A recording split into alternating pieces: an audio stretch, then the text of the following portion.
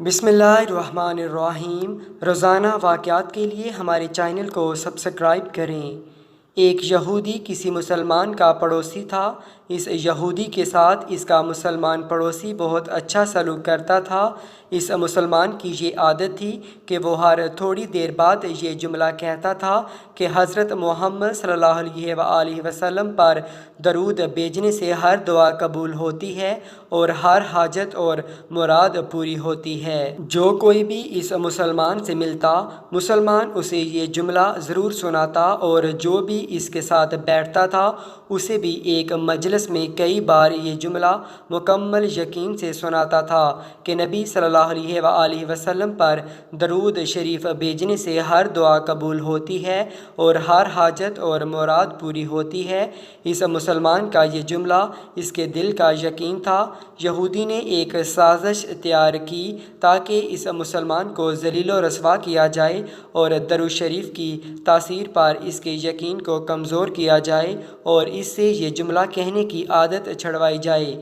یہودی نے ایک سونار سے سونے کی انگوٹھی بنوائی اور اسے تاکید کی کہ ایسی انگوٹھی بنائے کہ اس جیسی انگوٹھی پہلے کسی کے لیے نہ بنائی ہو۔ سونار نے انگوٹھی بنا دی۔ وہ یہودی انگوٹھی لے کر مسلمان کے پاس آیا۔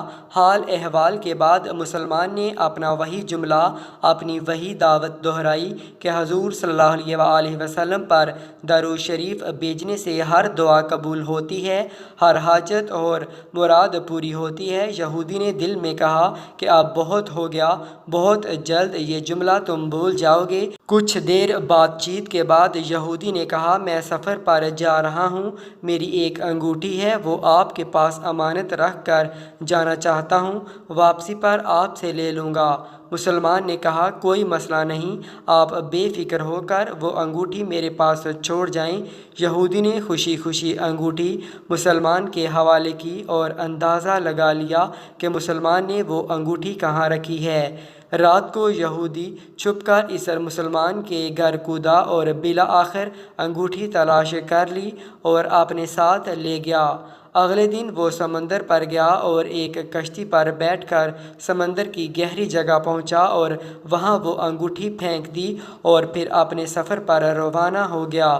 اس کا خیال تھا کہ جب واپس آؤں گا اور اس مسلمان سے اپنی انگوٹھی مانگوں گا تو وہ نہیں دے سکے گا اور میں اس پر چوری اور خیانت کا الزام لگا کر خوب چیخوں گا اور ہر جگہ اسے بدنام کروں گا۔ وہ مسلمان جب اپنی اتنی رسوائی دیکھے گا تو اسے خیال ہوگا کہ درود شریف سے کام نہیں بنا اور یوں وہ اپنا جملہ اور اپنی دعوت چھوڑ دے گا، مگر اس نادان کو کیا پتہ تھا کہ درود شریف کتنی بڑی نعمت ہے۔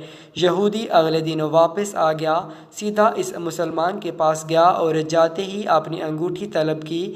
مسلمان نے کہا، آپ اطمینان سے بیٹھیں، آج درود شریف کی برکت سے میں صبح دعا کر کے شکار کے لیے نکلا تھا تو مجھے ایک بڑی مچھلی ہاتھ لگ گئی، آپ سفر سے آئے ہیں، وہ مچھلی کھا کر جائیں۔ پھر اس مسلمان نے اپنی بیوی کو مچھلی صاف کرنے اور پکانے پر لگا دیا۔ اچانک اس کی بیوی زور سے چیخی اور اسے بلایا، وہ بھاگ کر گیا تو بیوی نے بتایا کہ مچھلی کے پیٹ سے سونے کی انگوٹھی نکلی ہے اور یہ بالکل ویسی ہے جیسی ہم نے یہودی پڑوسی کی انگوٹھی امانت رکھی تھی۔ وہ مسلمان جلدی سے اس جگہ گیا جہاں اس نے یہودی کی انگوٹھی رکھی تھی۔